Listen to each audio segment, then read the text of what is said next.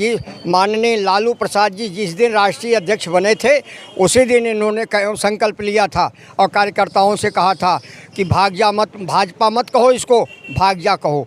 तभी से मैं भाग जा भाग जा भाग जा भाग जा भाग जा भाग जा भाग जा भाग जा भाग जा ऐसी मजबूती से भाग कि फिर दिखाई मत पड़ना कहीं।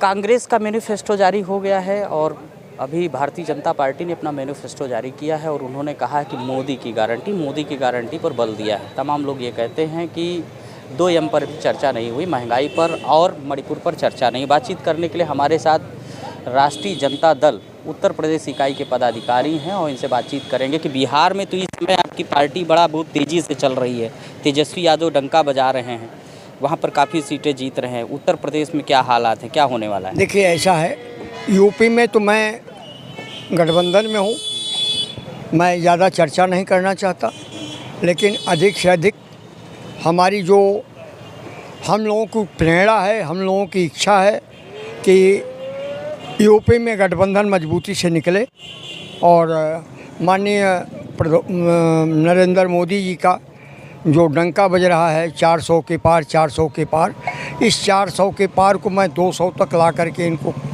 रख दूंगा।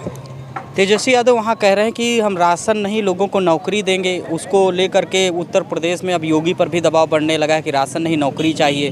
तो क्या तेजस्वी की ये हवा उत्तर प्रदेश में काम कर रही है? देखिए, तेजस्वी की जोड़ या तेजस्वी जी की जोड़ मैं यूपी के भी लिए नहीं कहूँगा, लेकिन मैं ये सीधे सीधे कहूँगा कि तेजस्वी जी ने वहाँ जातिगत जनगणना भी करा दिया, वहाँ जाति गणना के आधार पर सब हो गया।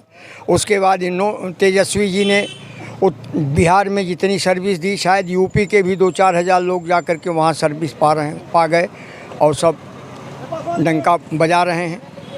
रही बात गारंटी, तो गारंटी तो मैं पिछला 5 साल भी देखा हूँ, वर्तमान 5 साल भी देखा, 10 साल हो गया। बनारस को ये जापान की राजधानी का नाम लिए थे, आज तक बनारस खोटो भी नहीं बन पाया, सोटो हो करके रह गया। और इसी बनारस में किसी ज़माने में 5 घर के बाद एक मंदिर हुआ करता था, दंगा फसाद उसी पर पहले होता था। अब वो मंदिर तोड़ दिए गए, कहाँ गए देवी देवता वहाँ के, ये पता नहीं लग रहा है। मैं भी आज पूछ रहा हूँ वर्तमान आपको लोगों के माध्यम से, मोदी की गारंटी यही है। मोदी जी तो कहते हैं कि विकास, भारत का विकास मोदी की गारंटी, महिलाओं का विकास मोदी की गारंटी, सब जगह मोदी की गारंटी है। तो अच्छा, ये हमारे समझ में नहीं आ रहा है कि महिलाएं लूटी जा रही हैं, महिलाओं के साथ अत्याचार पे अत्याचार हो रहा है और ये कह रहे हैं गारंटी। किस चीज़ की गारंटी? देश बेचने की गारंटी? देश तो नहीं बेच पाएंगे, ये देश तो नहीं बेच पाएंगे। अब आप चलिए, मैं बात करता हूँ गुजरात में क्या कहे थे, क्या गुजरात में पूर्ण रूपेण जो है वो जितना कहे थे उतनी सीट पाए थे, सीट घटी ना, सीट बढ़ी। क्या यूपी में जितनी सीट पिछली बार थी क्या उससे ज़्यादा है कि कम है? इस पर कोई चर्चा करेगा? इस पर बात करें ना।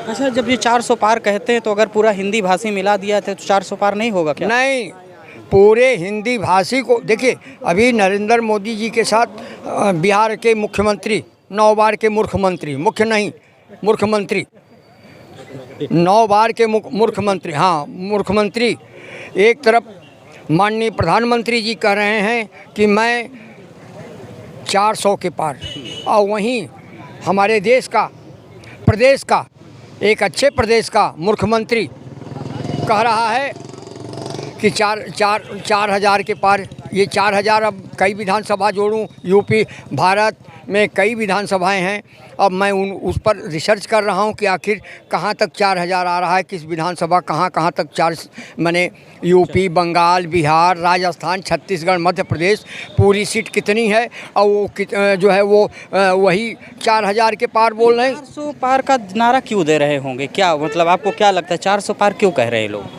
अरे ये 400 के पार कह रहे हैं तो मैं कह रहा हूँ समुद्र के पार चले जाएं तो क्या हर्ज है? समुद्र के पार? हाँ बिल्कुल समुद्र के पार भेजेंगे। नहीं, गंगा नहीं, समुद्र के पार, गंगा सागर चले जाएंगे। हाँ बिल्कुल चले जाएंगे, इनकी कोई आवश्यकता अब भारत में नहीं है। क्यों कि पिछली बार 5 वर्ष में इन्होंने जो घोषणा पत्र जारी किया था उसको भी आपने देखा होगा। अब वर्तमान में जो जारी किए हैं नौजवानों के लिए कुछ नहीं है, सब प्राइवेट हो गया। आप समिति बुलाए थे, यूपी में कई समिति 20 देश के लोग आए थे, उसमें से 20 देश में कितने लोगों को सर्विस दिया इसने बता दीजिए। G20 में? हाँ, G20 में।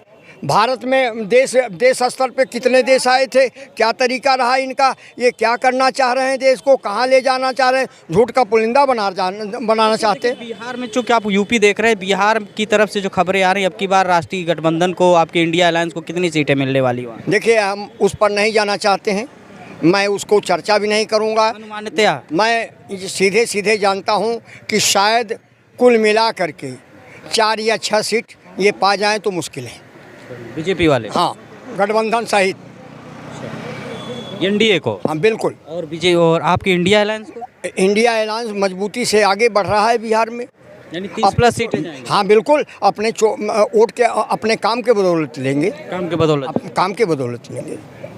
हमारे यहाँ माननीय लालू प्रसाद जी जिस दिन राष्ट्रीय अध्यक्ष बने थे उसी दिन इन्होंने संकल्प लिया था और कार्यकर्ताओं से कहा था कि भाग जा मत, भाजपा मत कहो इसको, भाग जा कहो। तभी से मैं भाग जा ऐसी मजबूती से भाग कि फिर दिखाई मत पड़ना कहीं।